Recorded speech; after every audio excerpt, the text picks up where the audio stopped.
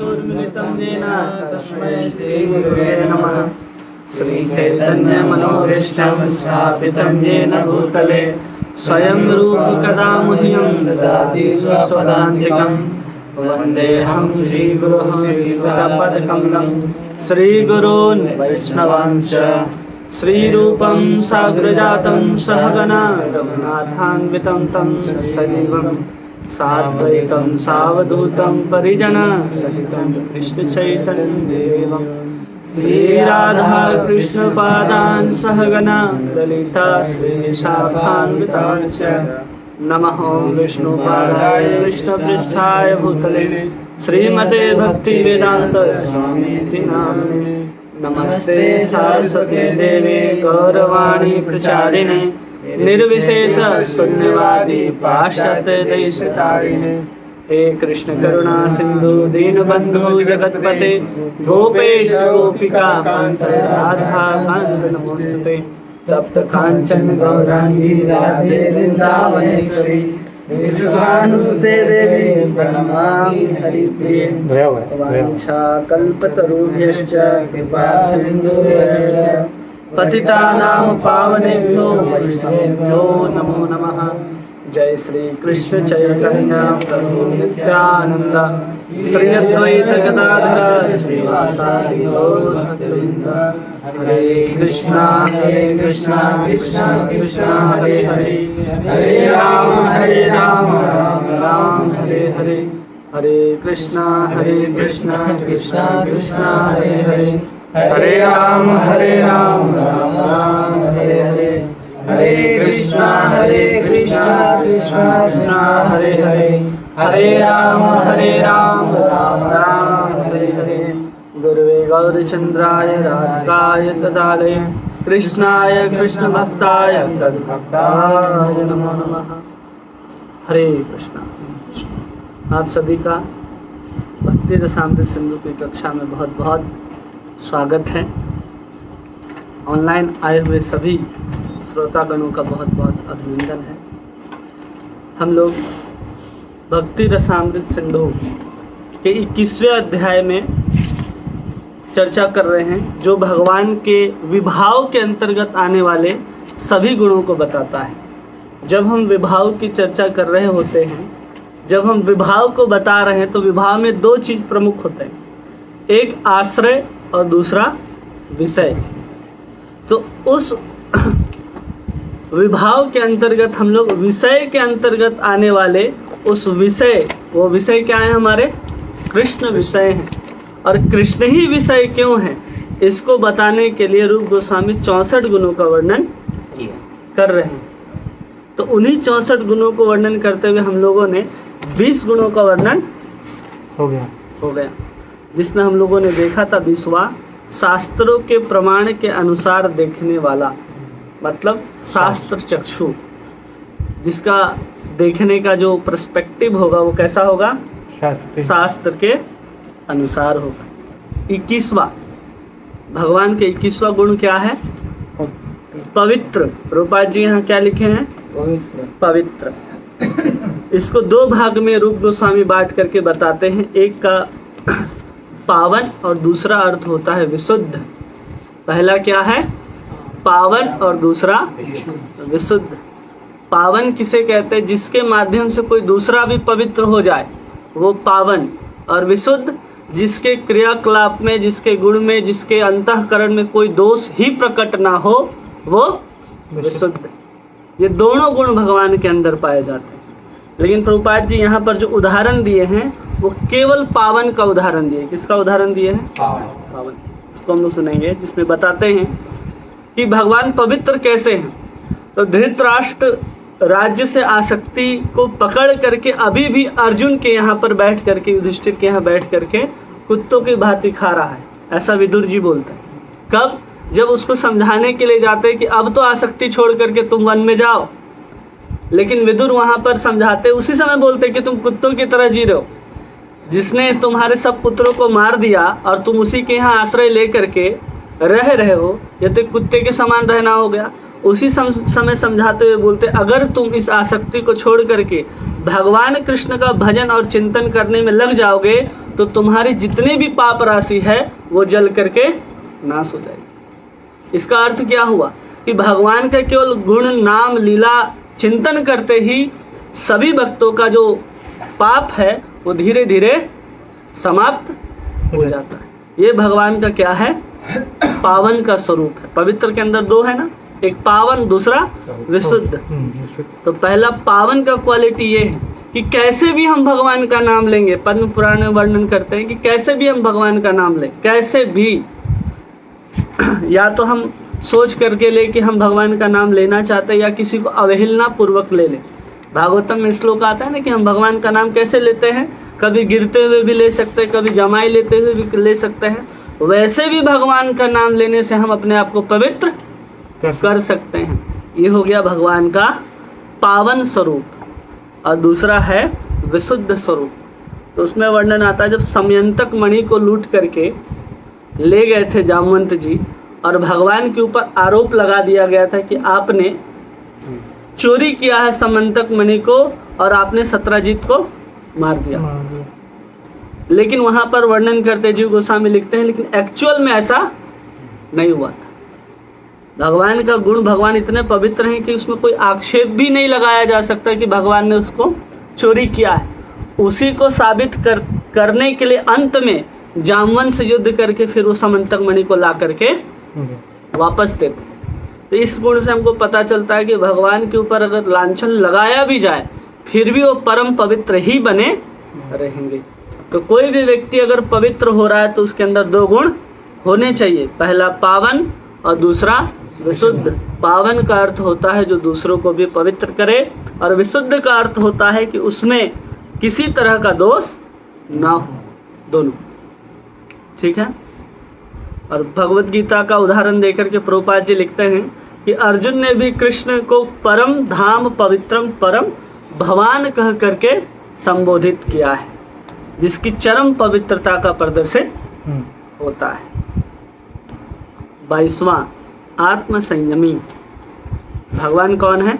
आत्म संयमी। जैसे यहाँ उदाहरण दे रहे हैं प्रभुपाद जी और जीव गोस्वामी भी इसको लिखे हैं कि 16,108 पटरानियों के साथ रह करके भी भगवान कृष्ण उनके प्रति मोहित नहीं होते। तो यहाँ पर बता रहे हैं कि जब भी 16,108 रानियाँ थी और 16,108 रानियों के पास अलग अलग वेश के रूप में जाते थे, अलग अलग रूप धारण करके जब भगवान पहुँचते थे और उनकी सुंदरता इतनी थी कि ब्रह्मा आदि भी मोहित हो जाते थे। वो भगवान को मोहित करने के लिए हर क्षण हर तरह का प्रयास करती थी और उनको लगता था कि भगवान मेरे तरफ मोहित हो रहे हैं, लेकिन एक्चुअल में ऐसा नहीं होता था, क्योंकि यहाँ आत्म संयमी है। और आत्मा राम का भी अर्थ यही होता है जो अपने आप में ही रमण करते हैं। भगवान को किसी से सेवा लेने की कोई आवश्यकता नहीं। आगे एक आएगा जिससे एक गुण है कि भगवान किसी से सेवा लेने की आवश्यकता ही नहीं है। भगवान किसी से सेवा स्वीकार नहीं करते, केवल प्रेम स्वीकार करते हैं। तो यहाँ आत्म संयमी का अर्थ है कि 16,108 पटरानियों के साथ रहते हुए भी कभी भी वो अपने इंद्रियों को अपने आप से बाहर होने नहीं देते। और भगवत गीता में भगवान को ऋषिकेश शब्द कह करके संबोधित किया गया, समस्त इंद्रियों के स्वामी।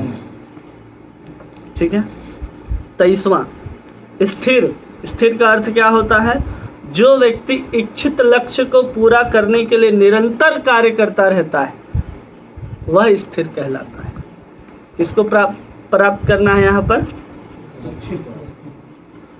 तो यहाँ फिर से एक स्टोरी आता है। जब एक बार भगवान राजा जामवन में युद्ध हुआ, क्योंकि वह उससे समयंतक मणि लेना चाहते थे और समयंतक मणि जब चोरी हुआ तो कहते हैं कि वहाँ लगातार 18 दिनों तक युद्ध हुआ। कितने दिनों तक? 18 दिनों तक, 28 दिनों तक युद्ध किया गया। किसके साथ? जामवंत के साथ, केवल उस मणि को प्राप्त करने के लिए। क्योंकि उस मणि को जामवंत क्या किए थे, मार करके सत्यजीत को ले गए थे और सत्यजीत शेर के बाद जामवंत के पास पहुंचा था। और सत्यजीत जामवंत क्या किए, उसको खेलने के लिए अपनी पुत्री जामवंती को दे दी। और कृष्ण जब ढूंढते हुए पहुंचते हैं तो वहां देखते हैं कि जामवंती उस मणि के साथ चल रही, और वहां पर क्या करना आरंभ करते हैं, जामवंत के साथ युद्ध करना आरंभ करते हैं। अगर आप हमसे जीत जाते हैं तो ये मणि आपको हम दे देंगे। तो 28 दिनों तक लगातार भगवान वहां युद्ध करते रहते केवल उस मणि को प्राप्त करने के। उसी को यहाँ पर लिखा गया, लेकिन प्रभुपाद जी इसको शॉर्टकट में लिखते हैं कि राजा ने जंगल में छिपने की कोशिश की, किंतु कृष्ण हतोत्साहित नहीं हुए। उन्होंने बड़ी स्थिरता से राजा को ढूंढ निकाला और अंत में मणि प्राप्त कर ली। 24वां, सहिष्णु। जो व्यक्ति सभी तरह के कष्टों को, चाहे वो कितने ही असह्य क्यों न हो, सह लेता है, सहिष्णु कहलाता है। इसकी उदाहरण में प्रभुपाद जी लिखते हैं कि भगवान कृष्ण जब गुरुकुल में रहा करते थे अपने विद्या अध्ययन के समय, क्योंकि भगवान का विद्या अध्ययन बहुत समय से नहीं हुआ, समय के बाद हुआ, क्योंकि 11 वर्ष तक भगवान कृष्ण वृंदावन में ही रहे। और उसके बाद जब मथुरा जाते हैं तब वहाँ पर देवकी और वसुदेव ने ये सोचा है कि इनको शिक्षा ग्रहण करने के लिए कहीं भेजना चाहिए, तो उन्होंने सांदीपनी ऋषि के पास भेजा। और कोई भी ब्रह्मचारी अगर ऋषि के किसी भी गुरुकुल में जाकर के सेवा करना चाहता है तो गुरु के समस्त आदेशों का पालन करना अनिवार्य है, जिसमें उनको आदेश दिया जाता था कि तुम वन से लकड़ी लाओ।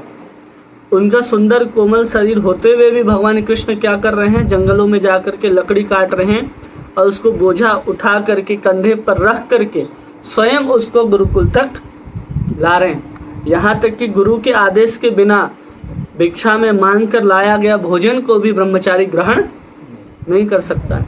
उस नियम को भी भगवान वहाँ पर पालन कर रहे हैं, केवल अध्ययन करने के लिए। जो स्वयं भगवान हैं वो भी क्या कर रहे हैं, उस चीज़ को पालन करें। किसके कारण? इतने सहिष्णु होने के कारण, क्योंकि वो हर परिस्थिति को सहन कर सकते हैं। 25वां, क्षमाशील। जो व्यक्ति अपने विपक्षी के सभी अपराधों को सहन कर सकता है वह क्षमावान या क्षमाशील कहलाता है। तो इसका वर्णन करते हैं यहाँ पर कि शिशुपाल वध, जिसमें राजसु यज्ञ चल रहा था और भगवान श्री कृष्ण को उठ करके शिशुपाल वहाँ पर गालियाँ देना शुरू करता है। जब भगवान को गाली देना शुरू करता है तो पहले भी दिया करता था, जब शिशुपाल छोटा सा था तब से शिशुपाल गाली ही दे रहा है। लेकिन भगवान ने सोच रखा था जिस दिन ये 100 गाली से पार कर जाएगा मैं उस दिन इसको मार दूंगा। अब ऐसा क्यों दे करके रखा था? क्योंकि शिशुपाल जब पैदा हुआ तो कहते हैं उनके 3 सर थे। कितने सर थे? और कहा गया कि जिसके गोद में भी शिशुपाल को दिया जाएगा और उसके दोनों सर गायब हो जाएंगे तो वही व्यक्ति के द्वारा वो मारा जाएगा। और भगवान कृष्ण ने जैसे ही उसको गोद में लिया था उसके 3 सर गायब हो गए।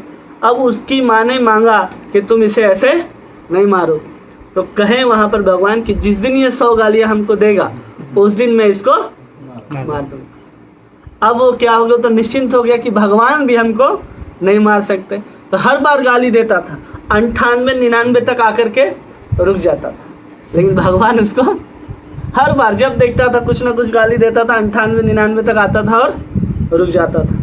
लेकिन राजसु यज्ञ में जब कहा गया कि यही सबसे श्रेष्ठ व्यक्ति है, इन्हीं का पूजन किया जाएगा, ऐसा सहदेव जी वहाँ खड़े होकर के कह रहे हैं, तो उसी समय बोलता है कि ऐसा है वैसा है, ये लड़कियों के साथ ऐसा करता है, ये माखन चुराता है, चोर है, ऐसे करके उसने 100 गाली पार कर दी। भगवान कृष्ण क्या करते हैं, वहाँ पर चक्र निकालते हैं और उसका गला काटते हैं और उसको सायुज्य मुक्ति प्रदान करते हैं। और उसी में यहाँ यमुनाचार्य जी लिखते हैं, स्तोत्र रत्नाकर एक ग्रंथ है, उसके 60वें श्लोक में वर्णन करते हैं कि भगवान रामचंद्र जब चित्रकूट पर बैठे हुए थे और चित्रकूट पर बैठ करके भगवान राम माता सीता का जब वेणी गूंथ रहे थे, श्रृंगार कर रहे थे बाल का, उस समय इंद्र का पुत्र जयंत आकर के माँ सीता के स्तनों पर प्रहार करता है और खून निकलने लगता है। तो उस समय वो एक तृण उठा करके उसमें ब्रह्म अनुसंधान करके उसको ब्रह्मास्त्र बना करके उस कौवे के पीछे छोड़ते हैं और कौवे घूमता हुआ सब जगह से आता है, वापस रामचंद्र से माफ़ी मांगता है और भगवान रामचंद्र उसको माफ़ कर देते हैं, उसकी एक आँख फोड़ देते हैं।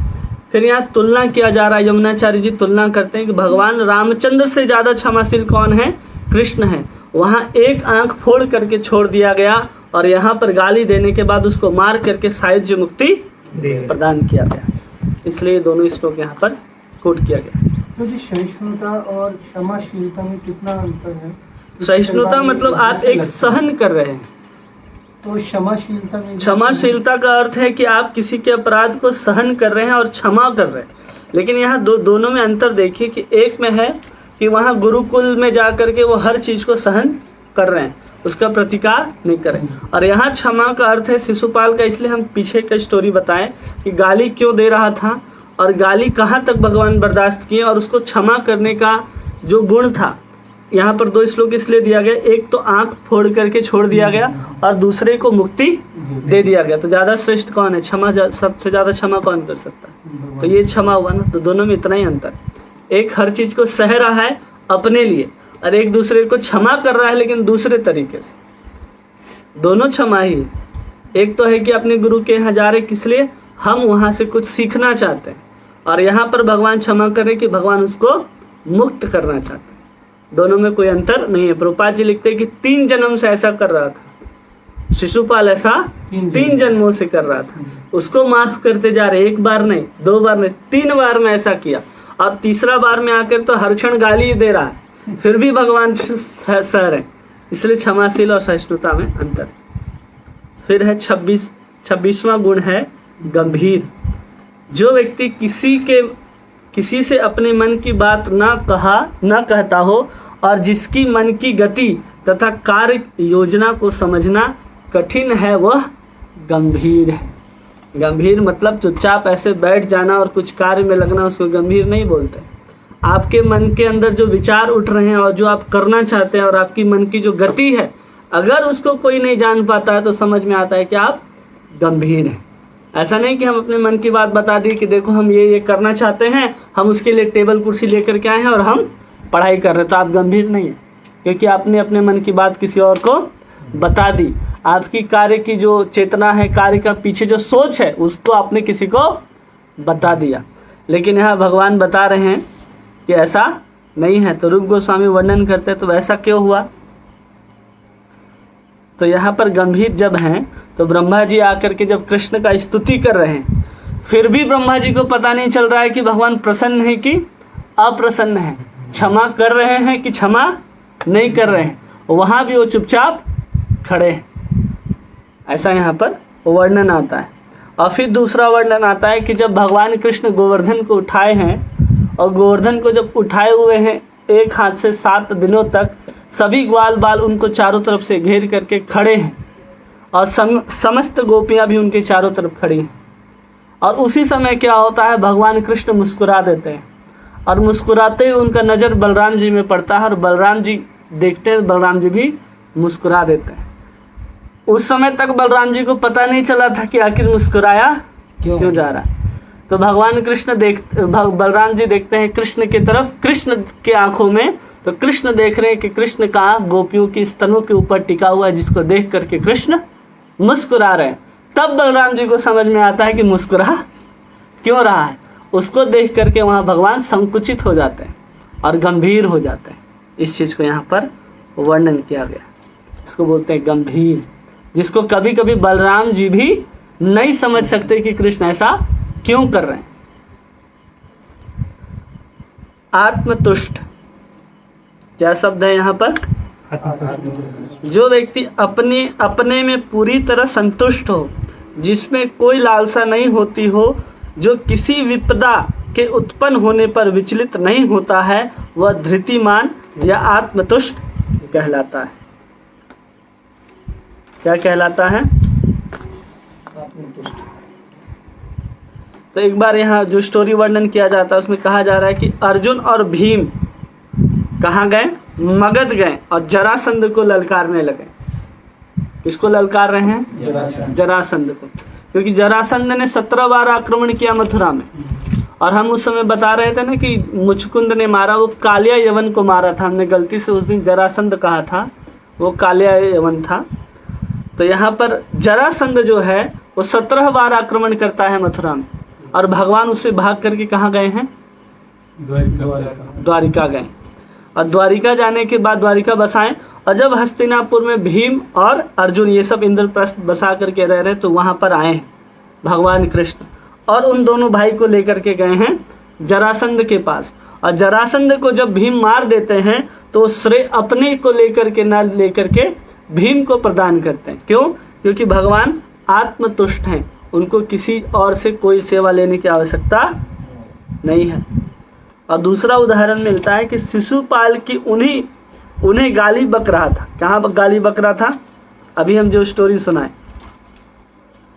उससे भी भगवान को कोई प्रसन्नता नहीं होती है, और कोई स्तुति भी कर रहा हो तो भगवान उसके तरफ दृष्टिगोचर नहीं करते। जैसे अभी ब्रह्मा जी को कहा गया ना, ब्रह्मा जी स्तुति कर रहे हैं, ब्रह्मा जी को पता ही नहीं चल रहा कि भगवान प्रसन्न हो रहे हैं कि भगवान आप प्रसन्न हो रहे हैं। उसी को यहाँ दिया गया कि आत्मतुष्ट है, शिशुपाल गाली दे रहा उससे कोई फर्क नहीं पड़ता, लेकिन उन्होंने कह दिया था कि जिस दिन 100 गाली से पार करेगा हम मार देंगे, इसलिए वहाँ भगवान मारते हैं। और यहाँ आत्मतुष्ट हैं, उनको स्तुति से भी कोई मतलब नहीं है, और उनको कोई प्रतिकार करे तो उससे भी कोई उनको मतलब नहीं है। इसका अर्थ होता है कि भगवान आत्मतुष्ट हैं। 28 संतुलन रखने वाला समदर्शी। जो किसी राग तथा द्वेष से अप्रभावित रहता है उसे संतुलन रखने वाला कहते हैं, मतलब समदर्शी।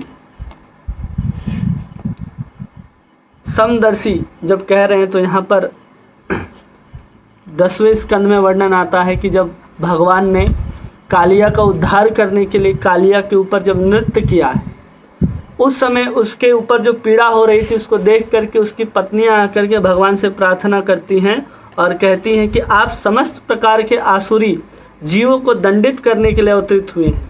हमारा पति यह कालिया अत्यंत पातकी है, अतएव आपके द्वारा उसको दिए जाने वाला दंड सर्वथा उपयुक्त है। क्यों उपयुक्त है? तो कहती हैं वो लोग कि अगर ये पाप आपके पुत्रों के प्रति भी किया जाने वाला व्यवहार होता तो आप उसके प्रति भी यही व्यवहार करते। ऐसा कह रही हैं कि ऐसा अगर किया है। भगवान का अवतरण क्यों होता है? यहाँ पर भगवान आते हैं यहाँ पतित आत्माओं का उद्धार करने, जो पापी हैं उसका विनाश करने। लेकिन यहाँ पर कालिया क्या कर रहा था? भगवान की परम स्नेही गौ माताओं का हत्या कर रहा था। भगवान के जो परम स्नेही जो ब्रजवासी हैं उन सबको कष्ट हो रहा था उस कालियादह में पानी पीने के कारण। ब्रज में रहने वाले जितने भी पशु पक्षी पेड़ पौधे सब भगवान के प्रिय हैं, सबको कष्ट हो रहा था, इसलिए भगवान उसको ताड़ने के लिए मारने के लिए वहाँ पर प्रवेश किए। और उसके बाद वहाँ नागपत्नी आकर के कह रहे हैं कि ऐसा पाप करने के कारण अगर आपके पुत्र भी होते तो आप उसको क्या करते? यही दंड देते। इसका उदाहरण कहाँ मिलता है?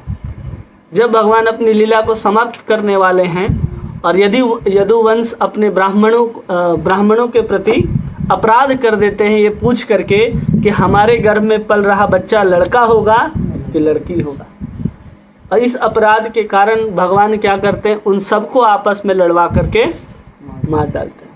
तो इसी बात को कह रही है यहाँ पर कि आप अपने पुत्रों के प्रति भी ऐसा ही व्यवहार करते।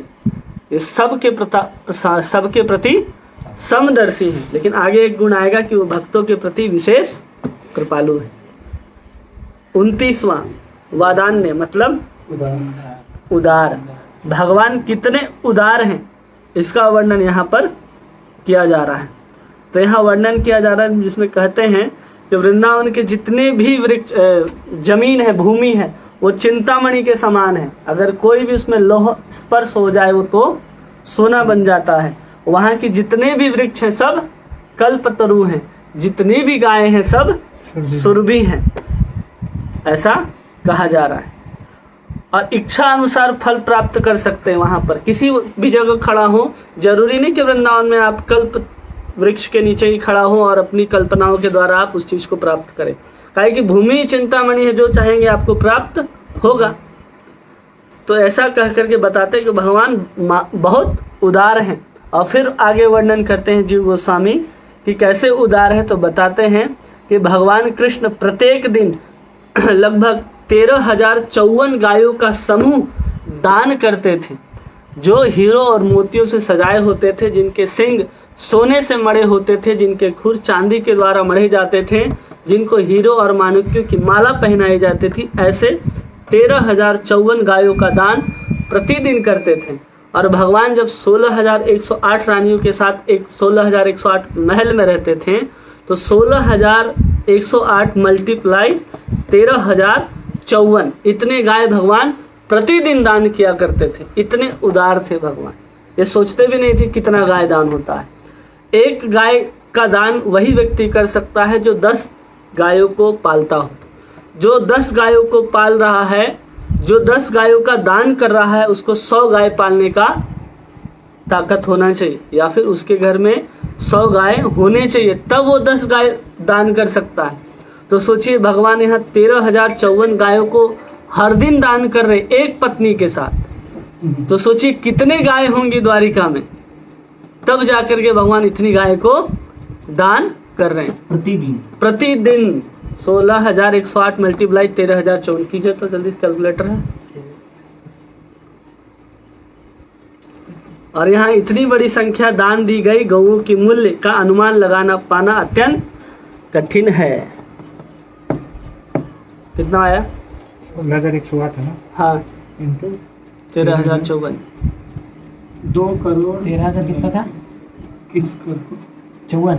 हाँ, 20 करोड़ 90 लाख 20 करोड़ 90 लाख 98,972 गाय भगवान प्रतिदिन दान करते थे। कितने दिन? प्रतिदिन। इतने उदार थे भगवान। गलत किया है मल्टीप्लिकेशन। 16,108 13,054 210 यही है ना? 273 इकाई दहाई सैकड़ा हजार 10,000 लाख 10 लाख करोड़ 10 अच्छा, 21 108 करोड़ 21 27 लाख 3,832 हाँ। इतने गाय भगवान प्रतिदिन दान कर दिया करते थे। तो प्रभु जी, पर इसमें जैसे वृंदावन की लीलाओं में ये बताया गया कि भगवान सुबह उठते थे, और द्वारिका की कौन सी लीला में? ये द्वारिका की लीला में, अच्छा, ये द्वारिका की लीला में। ऐसा। आगे भगवान बता रहे कि भगवान कौन है? धार्मिक है। धार्मिक किसे कहा जाता है? जब कोई व्यक्ति शास्त्र अनुमोदित धर्म के नियमों का पालन करता है और अन्यों को भी नियमों की शिक्षा देता है, वह धर्मात्मा या धार्मिक कहलाता है। ठीक है, तो इसमें नारद जी आते हैं और भगवान कृष्ण को ऐसे ही मजाक मजाक से बोलते हैं कि हे भगवान, आप बैल को चरा रहे हैं। किसको चरा रहे हैं? और बैल धर्म का प्रतीक हो रहा है, और उस चारे को, जिस घास को चर रहा है, वो अधर्म का प्रतीक है। आप हर दिन गाय रूपी धर्म को चरा करके अधर्म रूपी घास को खिला रहे हैं, और उससे परम पवित्र क्या निकलता है? दूध, गोबर, गौमूत्र, इसको भगवान निकाल रहे। मतलब भगवान अधर्म को भी धर्म बना सकते हैं। यही सिखाने का टेक्निक है। एक तो वो अधार्मिक नहीं हो रहे, धार्मिक रीति से वो गायों को चरा रहे, बैलों को चरा रहे हैं, और दूसरों को भी धर्म की शिक्षा दे रहे हैं। इसी श्लोक को लेकर के शंकराचार्य जी लिखते हैं कि दुग्धा गोपाल नंदना सर्व उपनिषदों गायो दुग्धा गोपाल नंदना।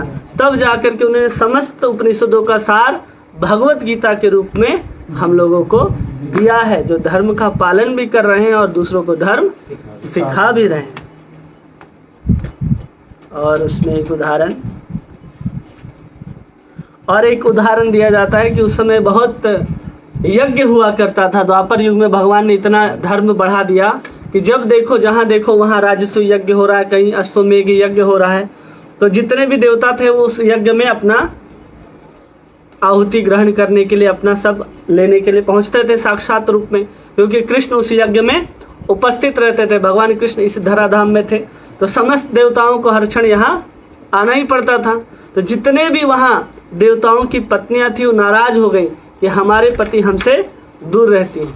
तो भगवान से प्रार्थना करने लगी कि जल्दी से जल्दी भगवान बुद्ध का अवतार हो जाए, जिससे हम क्या करें, यज्ञ समाप्त हो जाए धरती में, और देवताओं के पत्नियां जो हैं वो उनकी देवी एक साथ रह सके। इसलिए भगवान बुद्ध का अवतार लेने के लिए देवियां जो है स्वर्ग की, वो प्रार्थना कर रही कि हर बार यज्ञ होगा, हर बार हमसे हमारे पति दूर चले जाएंगे, इसलिए जल्दी से बुद्ध का अवतार हो, ऐसा यहाँ पर लिखा गया। और ये प्रभुपाद जी अलग से लिखते हैं कि आजकल धराधाम में यज्ञ नहीं हो रहा है, इसलिए आजकल देवता लोग यहाँ पर नहीं आते। ठीक है, भगवान का अगला गुण अध्याय 22 सूरवीर। क्या है? सूरवीर। ऐसा व्यक्ति जो सैन्य कार्यों में अत्यंत उत्साही एवं विभिन्न प्रकार के हथियारों को चलाने में दक्ष हो वो सूरवीर कहलाता है। जरासंध ने जब 17 बार आक्रमण किया तो कहते हैं कि वो 13 अक्षौणी सेना लेकर के आया था। इधर 13 लिखा है। 13 अक्षौणी सेना लेकर के आया था। और महाभारत के युद्ध में कितने अक्षौणी सेना लड़ी थी? 18। भगवान ने कुछ ही क्षण में 13 अक्षौणी सेना को मार दिया था, कुछ ही क्षण में। ये सूरवीरता है। और भगवान अगर महाभारत का युद्ध कर रहे होते तो 1 मिनट भी नहीं लगता। ये है भगवान की सूरवीरता। 32 दयालु। जो व्यक्ति दूसरे को दुख को सहन नहीं कर पाता है वह करुण या दयालु कहलाता है। तो यहाँ पर भीष्म पितामह स्तुति करते हुए कहते हैं कि जहाँ कहीं भी भगवान कृष्ण जाते हैं वहाँ पर किसी प्रकार का अंधकार नहीं रहता। जरासंध ने अनेक राजाओं को बंदी बना करके रखा था और भगवान कृष्ण ने भीम के माध्यम से उन्हें मरवा करके सभी राजाओं को मुक्त कर दिया। ये कब कह रहे हैं? जब भीष्म पितामह शेर सैया पर लेटे हुए हैं और उनके एक एक अंग बाणों के द्वारा विधे गए हैं। और भगवान की दयालुता तो देखिए, जब शरीर छूट रहा है भीष्म पितामह का उस समय वहाँ पर भगवान स्वयं पहुँचे हैं। और जब भगवान भीष्म पितामह के द्वारा जब ये वाक्य बोले जा रहे हैं तो भगवान की जो आंखें हैं वो भर गई हैं केवल इस वाक्य को सुन करके। भगवान इतने दयालु हैं अपने भक्त के प्रति। सब कोई रो रहा है, उसमें भगवान कृष्ण भी रो रहे हैं। क्यों? क्योंकि भगवान को अपने भक्त के प्रति इतनी करुणा है, इतनी दया है। ठीक है, सबके प्रति दया, इसलिए उन्होंने जरासंध के यहाँ जितने राजा बंदी हैं उन सबको मुक्त कराया। दोनों यहाँ एक साथ वर्णन किया गया। 33 सम्मान करने वाला। इसका सम्मान अपने गुरु का, ब्राह्मणों का और अपने से बड़े जनों का। तो कहते हैं भगवान कृष्ण सबसे पहले अपने गुरु को प्रणाम करते हैं, फिर अपने पिता को प्रणाम करते हैं, फिर अपने अग्रज बलराम जी को प्रणाम करते हैं, फिर उस राज्य के जो प्रमुख है उनको भी भगवान कृष्ण प्रणाम करते हैं। ये आचरण कैसे क्या दिखाता है? शुद्ध हृदय थे इसलिए वो प्रणाम करते हैं। जिनको प्रणाम कर रहे हैं वो सभी शुद्ध हृदय थे इसलिए वो सबको सम्मान करने वाले हैं। 34 विनीत भद्र। जो व्यक्ति न तो उद्धत होता है और न गर्व करता है वह भद्र कहलाता है। क्या लिखा जा रहा है यहाँ पर? जो विनीत होता है और जो गर्व नहीं करता है उसको भद्र कहते हैं।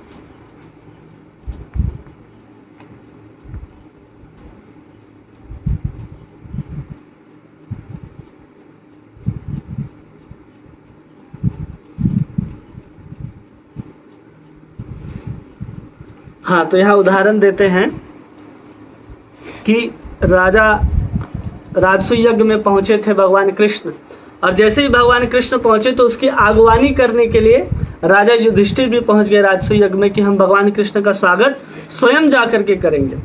लेकिन उनको लगा कि भगवान कृष्ण रथ पर आ रहे हैं और हम भी रथ पर बैठ करके स्वागत करें, तो राजा युधिष्ठिर चाहते थे कि हम रथ से उतर करके भगवान का स्वागत करें। जैसे ही राजा युधिष्ठिर उतरते हैं भगवान स्वयं अपने रथ से उतर जाते हैं। क्यों? क्योंकि उसको उतर करके मेरे तक आने का कष्ट न हो। ऐसे विनीतता थी भगवान के अंदर कि अपने आप को नहीं होता है कि हमको जब तक नहीं आएगा, मेरे पास माला नहीं पहनाएगा, हम वहाँ तक नहीं जाएंगे। ऐसा सबसे ज़्यादा अकड़ दूल्हे लोग को होता है। जब तक घोड़े में बैठे रहते हैं, जब तक दुल्हन की तरफ से कोई ना आए तब तक वो नहीं जाते। तो ऐसा भगवान नहीं करते। जिसको भगवान बोलते हैं व्यवहार में भी वो शिष्टता को बरतना कभी नहीं भूलते। और उसी राजसूय यज्ञ में भगवान क्या करते हैं? दूसरों के जूठे पत्तल को उठा रहे हैं। ये है भगवान की विनीतता। सबने सब सेवा को बांट लिया था, लेकिन भगवान को याद था कि यह सेवा अभी तक किसी को बांटा नहीं गया। तो बोला कि हम क्या करेंगे, सभी जितने भी लोग आए हैं राजसूय यज्ञ में, सबके जूठे पत्तल को हम स्वयं उठाएंगे। और जहाँ पर उनके चप्पल खोले जाते थे उन चप्पलों को अपने पीताम्बर से भगवान पूछते थे और फिर लगाते थे लाइन से। तब वो ब्राह्मण उसमें फिर पैर लगा करके फिर जाते थे। इतने विनीत। दूसरे उदार। उदार का मतलब होता है जो अत्यंत मृदु हो। उसके प्रति भी वो क्या कर देते हैं, क्षमा कर देते हैं। तो यहाँ भी सेकंड टाइम आया 29 उदार हो 29 का और 29 वो वदान्य उदार है। ये वादान्य है ना, ये वादान्य है। वदान्य महावदन्याय जो बोलते हैं ना, जो अपने आप को दान कर रहे हैं। तो यहाँ दान क्या कर रहे हैं, गौओं को दान कर रहे हैं ना। लेकिन यहाँ उदार है, उदार हृदय वाला भी दूसरे को माफ कर सकता है, पहले भी क्षमाशील आया। और यहाँ पर जो उदाहरण दिया जाएगा वो भी क्षमाशीलता का भी दिया जाएगा। लेकिन वो कितने उदार हैं इसको बताने के लिए उद्धव जी बताते हैं कि दयालु तथा हितकर है कि किसी सेवक से अगर भारी अपराध भी हो गया हो तो उसे ध्यान में नहीं लाते। तो क्या अपराध हुआ था बताइए। हाँ वही कथा है। मृदु मतलब कोमल। समंतक मणि जब आ गया, सब कुछ लेकर के भगवान आ गए द्वारिका में, समंतक मणि को रख लिया। हर दिन वो 7 मन सोना दे रहा था, उसको लेकर के भगवान सब कुछ किए जा रहे थे। लेकिन उसको एक दिन अक्रूर जी क्या करते, उठा करके पॉकेट में लेकर के नेपाल भाग जाते हैं और वहाँ साधुओं की सेवा करने लग जाते हैं। तो भगवान को ये बात पता था कि अक्रूर ऐसा काम कर रहा है। लेकिन जब अक्रूर वापस आते हैं तो भगवान उनको माफ कर देते हैं।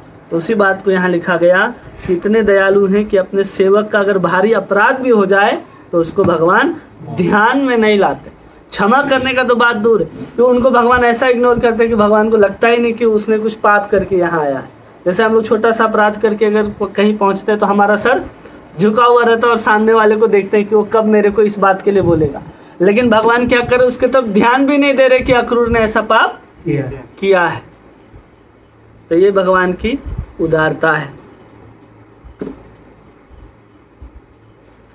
पहले हम एक स्टोरी सुनाए थे, उसके साथ मैच कर गया। नहीं, गंभीर, वो स्टोरी सेम एक बार आएगा यहाँ पर। 36वां लज्जालु। जो व्यक्ति कभी कभी विनम्रता तथा संकोच प्रदर्शित करता है वह लज्जालु कहलाता है।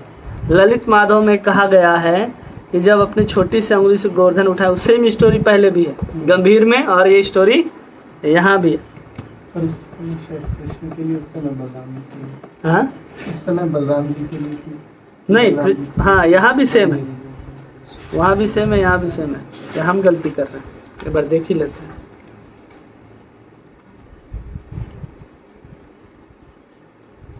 नहीं, यहाँ पर कुछ और है। यहाँ बलराम जी नहीं जान पाते, लेकिन यहाँ बलराम जी जान जाते हैं। तो बस दोनों में यही अंतर है। जान के भगवान जी भी जान रहे हैं कि वो हाँ, उस लीला में जहाँ भगवान जी गंभीर हैं वहाँ पर बलराम जी नहीं समझ पाते हैं, और यहाँ पर उसी लीला में बलराम जी समझ जाते हैं, जिसको देख करके भगवान भी समझ जाते हैं कि बलराम जी इस बात को समझ गए हैं, जिसके कारण भगवान यहाँ पर शर्मा जाते हैं। Same story same. 27 शरणागत पालक। श्री कृष्ण समस्त शरणागतों के पालक हैं, क्योंकि उनके शरण में जो भी चला जाए उनको वो हमेशा क्या करते हैं, रक्षा करते। चाहे चंडाल हो चाहे अछूत हो, उसमें वैसे ही किरणों की, चंद्रमा की किरणों की वर्षा करेंगे जैसे चंद्रमा किरणों की वर्षा करता है। इसका एक उदाहरण मिलता है ना, रामचंद्र के चरणों में जब कांटा गड़ जाता है तो माता सीता से मना करते हैं कि इसको मत निकालो, क्योंकि ये मेरे शरण में शरणागत हुए हैं। लोग तो चरणों के ऊपर से आते हैं, ये तो चरण के अंदर घुस ही गया, तो मैं इसको त्याग कैसे सकता हूँ। तो इतने शरणागत है भगवान। 38 सुखी। जो सदैव प्रसन्न रहता हो, जिसे कोई दुख छू भी नहीं पाता, वो सुखी है। कैसा सुखी है? तो सुखी के 3 कारण दिए गए हैं। कोई व्यक्ति कैसे सुखी हो सकता है? सुंदर स्त्रियों से, आभूषण से और धन से। ये 3 चीज अगर किसी के पास हो तो सुखी हो सकता है। प्रभुपाद जी इसी में लिखे हैं। हाँ, ये भोग की 3 धारणाएं हैं, सुंदर स्त्री, आभूषण और धन। तो यहाँ वर्णन करते हैं कि भगवान कितने सुखी हैं। तो स्वर्ग का राजा कितना सुखी होता है? वो हर समय एक ही अप्सरा का डांस देखता है, या तो क्या नाम, मेनिका, तिलोत्तमा, रंभा, उर्वशी, ये सब नाचेगी 4, उससे ज़्यादा नहीं। और सबसे ज़्यादा नाचेगी तो कौन नाचेगी? उर्वशी नाचेगी, उससे ज़्यादा कोई नहीं नाचे। अब भगवान के यहाँ 16,108 पटरानियाँ हैं, सबकी 10-10 दासियाँ हैं, और उन दासियों का जो स्वरूप है वो भगवान शंकर के विवाहित पार्वती गौरी से भी सुंदर दिखाई दे रही है। और इतना सुंदर है कि उनके एक नाखून के जो ज्योति है ना, वो एक एक अप्सराओं को भारी पड़े। केवल नख की जो सुंदरता है वो इतना सुंदर है, वो भगवान कृष्ण के सामने निरंतर नृत्य कर रही हैं। और उसके बाद वहाँ पर भगवान श्री कृष्ण उसका आनंद ले रहे हैं। तो इसके दो अलग अलग तरीके से लिखे गए हैं कि भगवान शंकर के साथ अगर पार्वती नृत्य कर रही हैं तो कितना आनंद आता है, तो बोलते आधा आनंद आता है। क्यों? वहाँ स्वयं पूर्ण चंद्र बैठे हैं और भगवान शंकर के शीश पर दोज का चंद्रमा, द्वितीय के रात्रि में जो चंद्रमा निकलती है वो शंकर के, तो वो आनंद गौरी को भी नहीं आ रहा। फिर जीव गोस्वामी कमेंट्री करते हैं कि भगवान शंकर के साथ पार्वती नृत्य करती है और भगवान शंकर ने अपना आधा शरीर पार्वती को दे दिया, फिर भी उनको उतना आनंद, जितना आनंद कृष्ण के सामने नाचने में उनको आ रहा है उतनी रानियों को आ रहा है। तो गौरी से भी ज़्यादा सौभाग्य किसका है? जो वहाँ पर द्वारिका में नृत्य कर रही हैं। ये इतना सुख का आनंद भगवान श्री कृष्ण स्वयं लेते हैं वहाँ पर। ठीक है। 39 अपने भक्तों के हितौषी। हमने जो बात कही थी ना कि भगवान प्रेम को स्वीकार करते हैं, सेवा को नहीं, वो बात यहाँ लिखा है कि जीव गोस्वामी इसमें लिखते हैं कि कृष्ण के भक्त विषय में कहा जाता है कि यदि भक्ति पूर्वक वे भगवान विष्णु को थोड़ा सा भी, डायरेक्ट लिख दिए, अच्छा इसके उदाहरण में, इसके परिभाषा में लिखते हैं रूप गोस्वामी कि भगवान अपने भक्तों के हितौषी होते कब? सेवा और सेवक के लिए। दूसरा क्या है? हितौषी कब होंगे भगवान? भक्तों के, या तो हम भगवान की सेवा करें, कैसी सेवा? प्रेम से युक्त सेवा। दूसरा, हम उस सेवक के मित्र हो जाएं। क्या हो जाएं? हमको भगवान की कृपा, भगवान की हितौषी कब बनेंगे हम? वहाँ शब्द लिखते हैं हितौषी सुहृद, यहाँ हिंदी में प्रभुपाद जी ने लिखा है भक्तों के हितौषी। सुहृद सर्वभूता नाम, जो भगवत गीता के 5:29 में आता है ना, वो है। तो उसमें दो तरीका है भगवान का कृपा पाने का, हितैषी बनने का। या तो हम भगवान की सेवा करें किसी भी माध्यम से, जो इतने सारे रसों को हमने पढ़ाया पीछे कि हम कैसे भगवान की सेवा कर सकते हैं, या तो कोई सेवक है, उस सेवक के हम मित्र बन जाएं, तब हम भगवान के हितैषी के अंतर्गत आ जाएंगे। और भगवान यहाँ पर प्रभुपाद जी यहाँ पर लिखते हैं, गौतमीय तंत्र से श्लोक उद्धृत करते हैं, उसका ट्रांसलेशन है कि अगर कोई भगवान विष्णु को थोड़ा सा जल और थोड़ा सा तुलसी भी अर्पण करता है तो भगवान उसके हाथों से बिक जाते हैं, ऐसा कह रहे हैं। और कितने ही तो हितैषी हैं, तो बताते हैं कि जब शेर सैया पर लेटे हुए भीष्म पितामह भगवान कृष्ण को याद कर रहे हैं और उस समय वचन दिए हुए हैं कि आप कभी भी शस्त्र नहीं उठाएंगे। उस समय शेर सैया पर लेट करके याद कर रहे भगवान कृष्ण के सामने कि आपने वचन दिया था अर्जुन को कि हम अस्त्र और शस्त्र नहीं उठाएंगे, और मैंने वचन लिया था कि आपसे उठवा करके रहेंगे। और उस प्रतिज्ञा को आपने रखने के लिए अपनी प्रतिज्ञा आपने तोड़ दी। ये क्या है? भक्तों के हितैषी। बाकी लीला पहले एक बार हम सुनाए इसको। 40 प्रेम वश्य। क्या है भगवान? कृष्ण भक्त की प्रेममय भावना के वशीभूत होते हैं, उसके द्वारा की गई सेवा से नहीं। इससे वशीभूत हो रहे भगवान, इसलिए लोग भजन आता है, प्रेम वश अर्जुन रथाक्यो। ऐसा नहीं कि अर्जुन बोल दिया कि आप रथ हाको तो भगवान चालू हो गए, ऐसा नहीं था। भगवान का प्रेम था, इसलिए भगवान क्या किए? उसके सारथी के रूप में बैठे। और सारथी का काम इतना आसान नहीं होता कि आजकल जैसा ड्राइवर का सीट है, बगल में बैठा है, लेफ्ट चलो राइट चलो, उसको सुनाई दे रहा है, उसके कान में हेडफोन लगा है, आपके मुंह में माइक लगा है, लेफ्ट राइट सब सुनाई दे रहा है। वहाँ युद्ध के कोलाहल में कोई भी शब्द कृष्ण को सुनाई नहीं देता। अर्जुन को जब बोलना होता था लेफ्ट चलो राइट चलो, तो कैसे इशारा करेगा? तो पैर से मार करके भगवान को बोलना होता था कि लेफ्ट जाना है कि राइट जाना है। किसी और का लात नहीं खा सकते भगवान, लेकिन सबरी का जूठा बैर भी खा सकते हैं और अपने मित्र का लात भी खा सकते हैं। कब? प्रेम हो तब। इसलिए भगवान किसी को प्रेम दान नहीं करते। अगर हम भगवान का प्रेम अगर किसी को मिल जाए तो भगवान उसके वश में हो जाएंगे। इसलिए मैंने भाव भक्ति में पढ़ाया कि ये बहुत रेयर है, कभी मिलने वाला नहीं है, सुदुर्लभा। अगर किसी को प्राप्त हो गया तो भगवान उसके वश में हो जाएंगे। और दूसरा यहाँ पर वश से क्या, प्रेम वश से क्या बात कहते हैं तो सुदामा विप्र की कथा को यहाँ पर वर्णन करते हैं। उसमें एक ही लाइन महत्वपूर्ण है जिसमें कह रहे हैं कि भगवान कृष्ण सुदामा के पैर को धो रहे हैं समेत अपने पत्नियों के समेत। अब पद प्रक्षालन करते हुए भगवान की आंखों में आंसू आ रहा है। क्यों? तो सुदामा के साथ अपने बचपन का प्रेम व्यापार स्मरण करके मिलन में कृष्ण के प्रेम आंसू बह निकले। क्या याद आया? सुदामा के साथ उन्होंने गुरुकुल में जो समय बिताया, उस प्रेम में व्यवहार को देख करके, व्यापार को देख करके ही भगवान कृष्ण को आंसू आया। ऐसा नहीं कि बहुत दिनों के बाद सुदामा आ रहा था इसलिए आंसू बह निकले। भगवान का प्रेम था।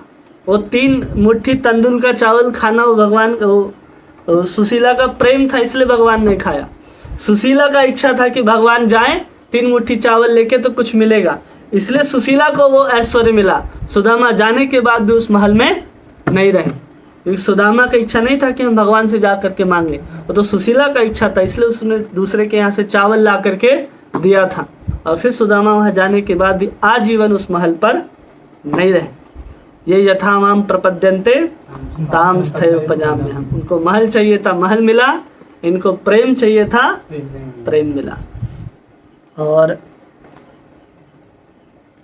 यहाँ पर उखल बंधन लीला आता है, जिसको हम बताए थे कि बहुत प्रयास करने के बाद भी यशोदा माता नहीं बांध सकी, लेकिन इतना पसीना से लथपथ हो जा रही है बांधते बांधते, बहुत प्रयास करने के बाद भी नहीं बंध रही है।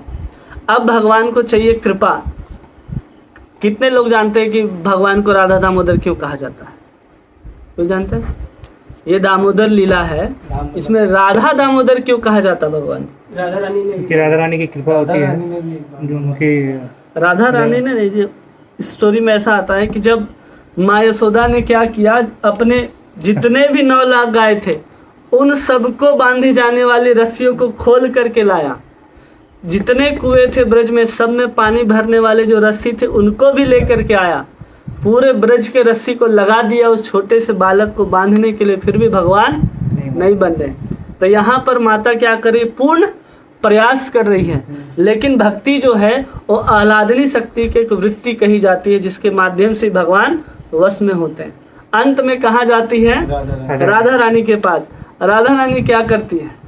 अपने छोटा सा ऐसा छोटा सा रस्सी, छोटा सा मतलब 2 अंगुल भी नहीं होगा रस्सी, उसको दे देती है और उसको बांधती जा करके तुरंत भगवान बन जाते। इससे क्या पता चलता है कि वो जो राधा रानी से कृपा प्राप्त हुआ रस्सी, वो रस्सी कृपा का माध्यम है। और माता यशोदा जो इतना प्रयास की, वो प्रयास है।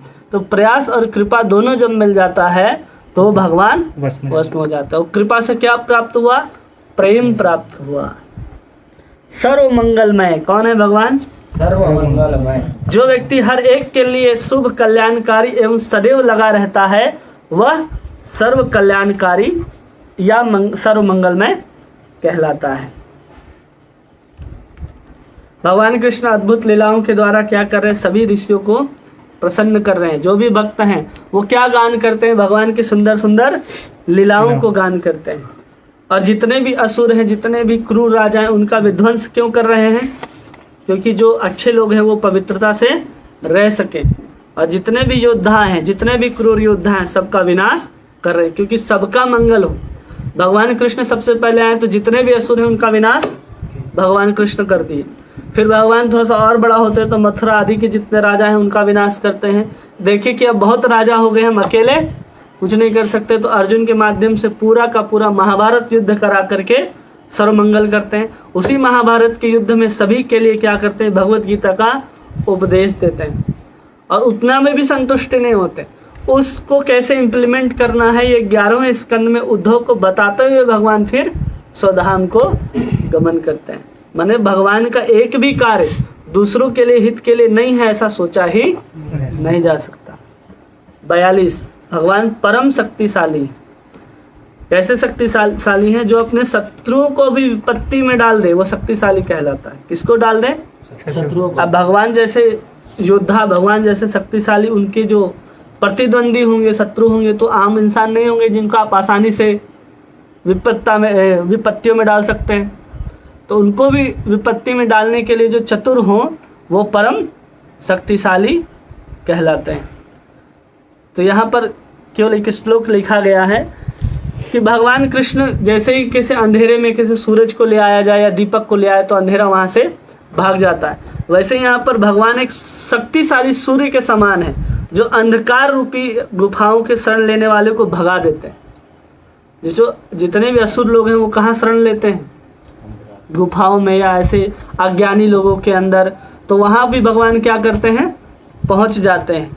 उनके शत्रु उल्लुओं की तरह उनकी दृष्टि से ओझल होकर भाग गए। दिन में दिखाई देते हैं? दिन में उल्लू को दिखाई देता?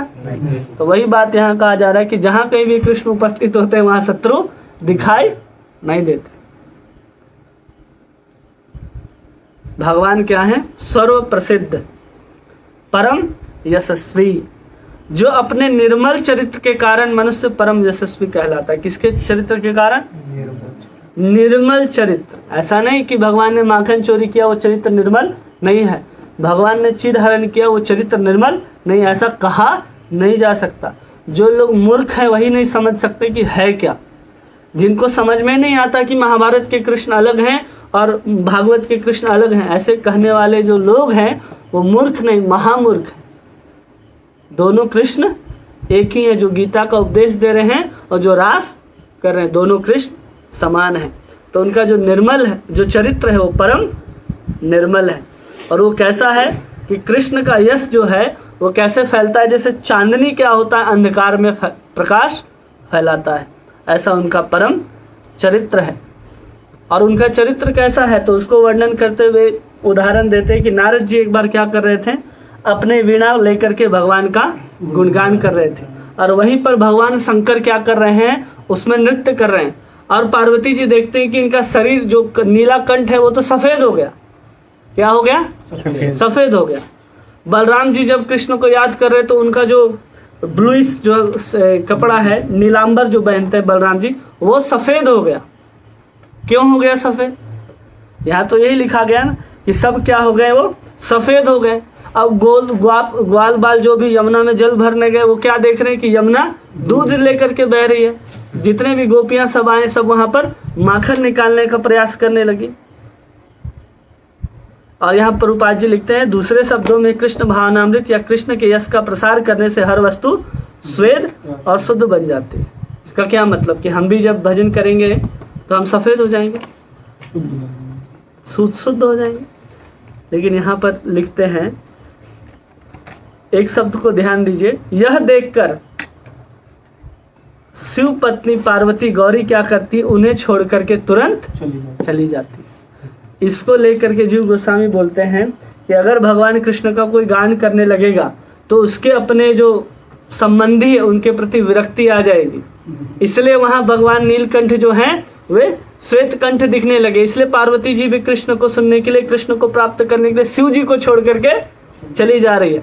बलराम जी को अपने कपड़ों के प्रति आसक्ति चला गया, और जितनी भी गोपियां हैं उनको दूध, नदी दूध दिखाई देने लगा। क्यों? आसक्ति खत्म हो गया। क्या दूध है, क्या पानी, उनको पता ही नहीं चल रहा। तो इसका मेन मतलब है कि वो अपनी जो आसक्ति है उसको क्या करेगा? वो छोड़ देगा। इतना यशस्वी है भगवान का स्वरूप। लोकप्रिय भगवान क्या है? जो व्यक्ति जनता को अत्यंत प्रिय होता है वो लोकप्रिय कहलाता है। किसको प्रिय होना चाहिए? जनता को। किसके कारण? तो पहले ही वर्णन कर दिया गया, निर्मल चरित्र। उसके बाद लोकप्रिय होना चाहिए। तो उसमें कहा जाता है कि भगवान सबसे ज़्यादा समय हस्तिनापुर में बिता रहे थे, भगवान द्वारिका में बिता ही नहीं रहे थे। तो द्वारिकावासी बहुत चिंतित रहते थे कि कब आएंगे, कब आएंगे। यहाँ तक कि रुक्मणी जी भी क्या करती है? भगवान का एक विग्रह द्वारिकाधीश बना करके ही उनका पूजन आरंभ कर देती है। और वहाँ द्वारिकावासी अत्यंत चिंतित रहते, कब आएंगे भगवान, कब आएंगे भगवान। और यहाँ जब भी भगवान चढ़ते हैं रथ में, तब माता कुंती जा करके प्रार्थना करते कि भगवान मत जाओ। तो भगवान इतने लोकप्रिय हैं, इधर से जाने नहीं मिल रहा है, वहाँ जाएंगे तो वहाँ लोग इंतजार कर रहे हैं। पहले इस स्कंद में वर्णन आता है कि जब भगवान गए तो उनका स्वागत द्वारिका में किस तरह से किया गया। तो लोग कहते हैं कि इतना उत्सुकता से उनका स्वागत करने के लिए खड़े थे, छोटे छोटे बच्चे, बड़े बड़े उनके माता पिता, सब ऐसे खड़े थे जैसे सालों बाद कोई बच्चा बाहर पढ़ करके आ रहा हो। उस जमाने में, जिस जमाने में हवाई जहाज नहीं चला होता है, तो कैसा लगता हो। तो ऐसे भगवान का वो लोग स्वागत करते और कहते हैं कि हर क्षण लाखों वर्ष के समान प्रतीत हो रहा था। हम लोग शिक्षा अष्टकम में आते हैं ना, युगायितम निमिषेण निमिषेण ग्रहण में, एक एक क्षण में युगों के समान प्रतीत हो रहा। तो यहाँ कहा जा रहा है कि एक एक क्षण जब भगवान कृष्ण द्वारिका से बाहर रहते थे तो द्वारिकावासी ऐसे चिंतित रहते थे कि कब आएंगे मेरे भगवान। और दूसरी घटना दिया जा रहा है कैसे लोकप्रिय हैं। तो जब राजा कंस के द्वारा उनकी मृत्यु के लिए आयोजित यज्ञ स्थल में जब प्रविष्ट होते हैं तो मुनि भी उनका जय जयकार करते हैं, समस्त मुनि सादर से आशीर्वाद देते हैं, स्तुति करते हैं। और महिलाएं क्या करती हैं, यज्ञशाला के सभी कोनों में हर्ष व्यक्त करती है कि भगवान कृष्ण आए। ऐसा नहीं कि एक ही व्यक्ति के लिए वो बहुत प्रिय हैं, सब के लिए बहुत प्रिय हैं। तो एक तो द्वारिकावासी दिया गया, फिर मथुरा में भी जहाँ वो कंस को मारने जा रहे हैं वहाँ भी क्या है, उनके लिए सब प्रिय हैं। 45 भक्तों के पक्षधर, भगवान कभी पक्षपात नहीं करते, लेकिन भगवान भक्तों के पक्षधर होते हैं। भगवान ने भगवत गीता में भी कहा है कि जो मेरे नाम लेता है, गुण गाता है, मैं उसके पक्ष में रहता हूँ। कौन सा श्लोक है, सर्वभूत सर्वहिता नाम, 9वां अध्याय में आता है, किसी को याद है। उसमें भगवान बोलते हैं कि भक्त मुझे अतिशय प्रिय है। उसके उदाहरण में लिखते हैं कि जब भी भगवान अवतार लेते हैं तो उन्होंने कभी भक्तों को मारा नहीं है, भक्तों को तारा है। मारा किसको है, केवल असुरों को ही मारा है। और भगवान अवतार क्यों लेते हैं, तो परित्राणाय साधुनाम विनाशाय च दुष्कृताम। तो मेन कारण क्या है, यहाँ पहला शब्द क्या लिखा गया, परित्राणाय साधुनाम, जो साधु है उसका परित्राण करने के लिए। दूसरा कारण है असुरों को मारना, इसलिए भक्तों के पक्ष को लेकर के ही भगवान अवतार लेते हैं। कभी भी भगवान, जैसे हिरण्यकश्यप को मारना था, अगर भक्त प्रहलाद नहीं होता तो हिरण्यकश्यप को भगवान नहीं मारते, सीधा साधा उसको मारते ही नहीं।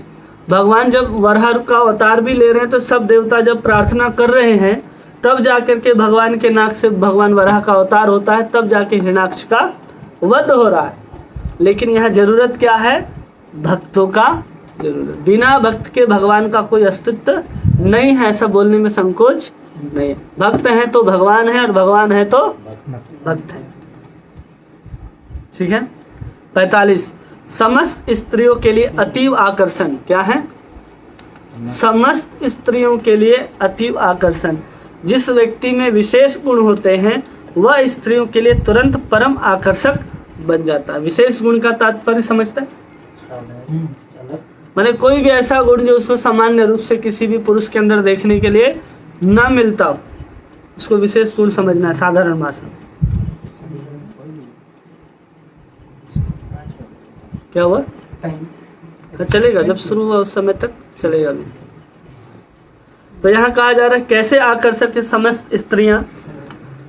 तो बहुत सारा लीला है इसमें कि समस्त स्त्रियां कैसे भगवान की तरफ आकर्षित है। उसमें एक लिखा गया है यहाँ पर कि द्वारिका की जो 16,108 रानी है वो कैसे आकर्षित है, जैसे चुंबक के प्रति जो लोहा आकर्षित होता है ना, वैसे आकर्षित है।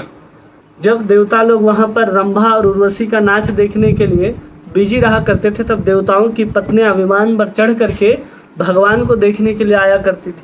और भगवान जब बंसी वादन करते थे तो उनकी नीवी जो होती थी उसका जो गांठ होता था वो खुल करके खिसक जाया करता था, फिर भी भान नहीं होता था कि उनका अंग जो है वो निवस्त्र हो चुकी है केवल बंसी का नाद सुनते हुए। ऐसा आकर्षण है भगवान का।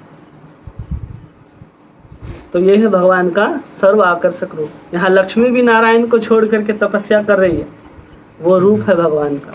47 वो सर्व आराध्य, जो व्यक्ति सारे मनुष्य एवं देवताओं के लिए आदरित एवं पूजित होता है वो सर्व आराध्य कहलाता है। मतलब ये है कि भगवान कृष्ण और शिव, भगवान कृष्ण को शिव ब्रह्मा आदि सब आकर के क्या करते हैं, प्रणाम करते हैं। और यहाँ प्रभुपाद जी लिखते हैं कि बलदेव उनके ही स्वांश है और वो भी अपने बड़े छोटे भाई कृष्ण को आराध्य मानते हैं। महाराज युधिष्ठिर द्वारा आयोजित राजस्व यज्ञ में प्रकट हुए तो कृष्ण वहां पर उपस्थित महर्षियों और देवताओं समेत हर एक के लिए आकर्षण के केंद्र बन गए। और जब वहां प्रश्न पूछा गया कि जितने भी कौन लोग पहुंचे थे वहां पर, जितने माननीय व्यक्ति हैं, जितने सामान्य व्यक्ति हैं, जिनके अंदर बड़े बड़े गुण हैं, योद्धा हैं, वो सब वहां पर पहुंचे थे। और सबसे पूछा गया कि प्रथम पूजा किसकी होनी चाहिए। तो वहां कोई बता ही नहीं पा रहा था किसकी होनी चाहिए। तो सबसे कम बोलने वाला पात्र पूरा महाभारत में सहदेव, वहां पर बोलता है कि कृष्ण की ही सेवा होनी चाहिए। बहुत सारा वो लंबा लेक्चर देते हैं सहदेव जी कि कृष्ण की सेवा, पूजा, आराधना क्यों होनी चाहिए। तो सर्व आराध्य है। वहां पर वो बताते हैं कि कौन कौन यहाँ पर आकर के अपने मस्तक को झुकाता है। सर्व संपन्न क्या है भगवान, सर्व संपन्न। कहते हैं कि भगवान कितने सर्व संपन्न हैं, तो उनके पास 6 ऐश्वर्य पूर्ण मात्रा में मौजूद है। कौन कौन, बल, धन, यश, सौंदर्य, ज्ञान और त्याग। और भगवान के पूरे परिवार में कितने व्यक्ति थे, 56 मतलब 54 करोड़ के आसपास भगवान के परिवार थे। और सब के सब भगवान की आज्ञाओं का 5600 लाख है भाई। और भगवान के रहने के लिए 9 लाख बड़ी बड़ी इमारतें थी। कितनी, 9 लाख। 16,150 आते, लेकिन रहने के लिए कितना महल, 9 लाख महल में भगवान रहा करते थे। और बिलो मंगल ठाकुर कृष्ण कर्णामृत में लिखते हैं कि आपके वृंदावन के ऐश्वर्य के बारे में मैं क्या कहूँ, वृंदावन की सुंदरियों के पाँव के आभूषण ही चिंतामणि से बढ़कर हैं और उनके वस्त्र स्वर्गिक पारिजात पुष्प की तरह हैं। यहाँ की गायें दिव्य धाम की सुरभि गायों की तरह हैं। अतएव आपका ऐश्वर्य समुद्र के समान अगाध है। मतलब इसका वर्णन ही नहीं किया जा सकता कि भगवान का ऐश्वर्य कितना है। भगवान क्या है, सर्व सामान्य है। जो व्यक्ति प्रमुख व्यक्तियों के अग्रणी होता है, जो ऐसा व्यक्ति हो जो सबका अग्रगणी हो, वो क्या क्या कहा जाता है, सर्व मान्य कहा जाता है।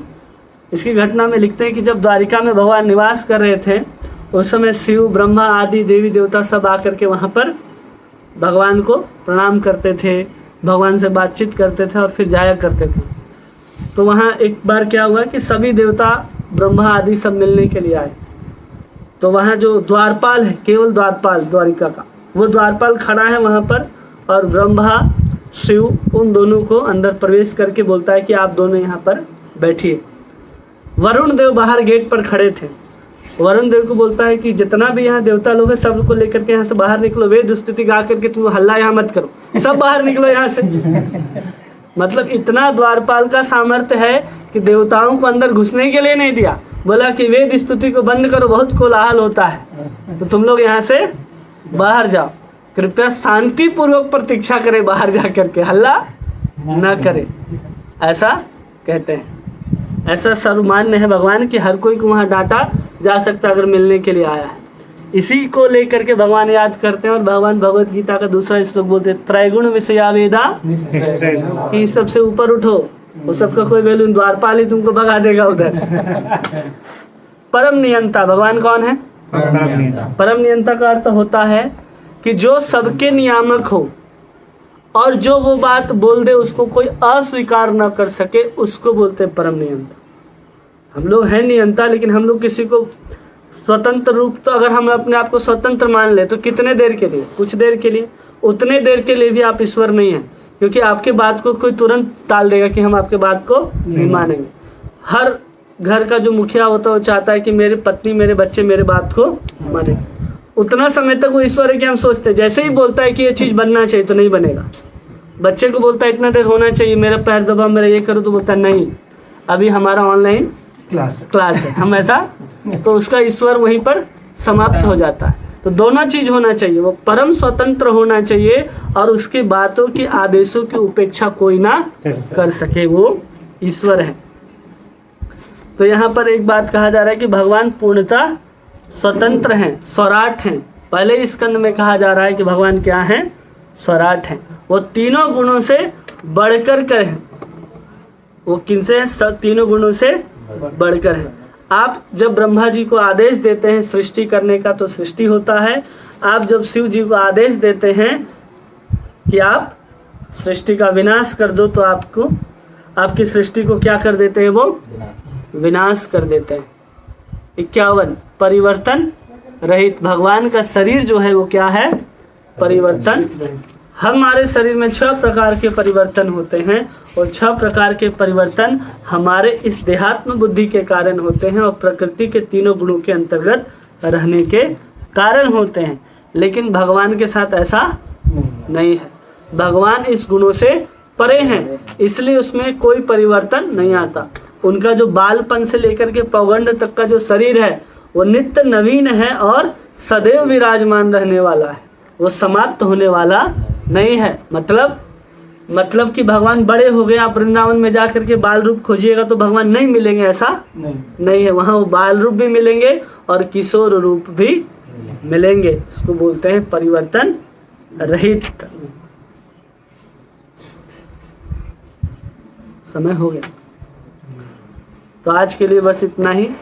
52 से लेकर के 64 तक कल सुबह 6 बजे क्लास होगा भक्ति रसामृत सिंधु का, जिसमें हम लोग इस 64 गुणों को 1 घंटे में देखने का प्रयास करेंगे और जिसमें 64 में वो 4 गुण हैं जिसको हम लोग ठीक से कल समझने का प्रयास करेंगे, क्योंकि बाकी 60 गुण तो विष्णु में देखने के लिए मिलते ही हैं, लेकिन वो 4 गुण नहीं मिलते हैं। उन 4 गुणों को हम लोग विशेष रूप से कल समझने का प्रयास करेंगे और फिर आगे जा करके भगवान कृष्ण का जो विशेष गुण है धीरोधार धीर ललित जो है उसको हम लोग श्रवण करेंगे, जो बहुत विशेष है। और इसको हम लोग चाहेंगे कि जल्दी से जल्दी करके इसको समाप्त किया जाए, क्योंकि कोर्स हमारा बहुत लंबा है और हम लोग अभी 20-21 अध्याय में है और टोटल 51 अध्याय है। इसको जल्दी से अगर हम कंप्रेस करने का भी प्रयास करें तो समय बहुत कम है, 1-1 घंटा में वो संभव नहीं है। और एग्ज़ाम 27 तारीख को जो होना था, अगर हम कोर्स कंप्लीट कर पाए तो एग्ज़ाम आपका 27 को होगा।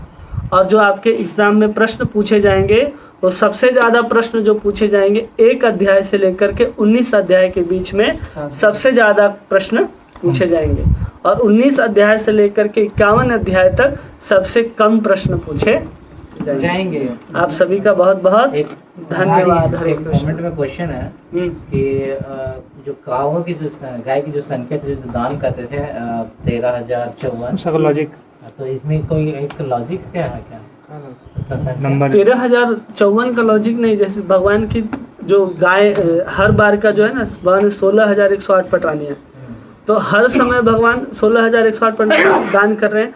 लेकिन उतने प्रकार के भगवान वहाँ पर यज्ञ है, ये यज्ञ है, वो यज्ञ है, सब मिला करके इतने सारे जो रिचुअल्स होते थे वैदिक रिचुअल, उस रिचुअल्स को करने के बाद उतनी संख्या में गायों का दान करने का संख्या आता है।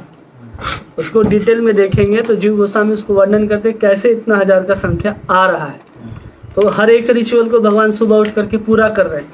उन हर एक रिचुअल्स में गौदान का महत्व है, तो जिस जिस रिचुअल्स में उन गाय दान का महत्व भगवान वहाँ दान कर रहे हैं। जिसमें गाय के बछड़े का भी दान है, ऐसे गायों का दान है जो अभी गर्भवती हैं, ऐसे गायों का भी दान है जो गाय को बच्चे दे चुके हैं और दूध दे रही हैं। तो सब मिला करके 13,054 आता है। ठीक है, आप सभी का बहुत बहुत धन्यवाद। हरे कृष्णा।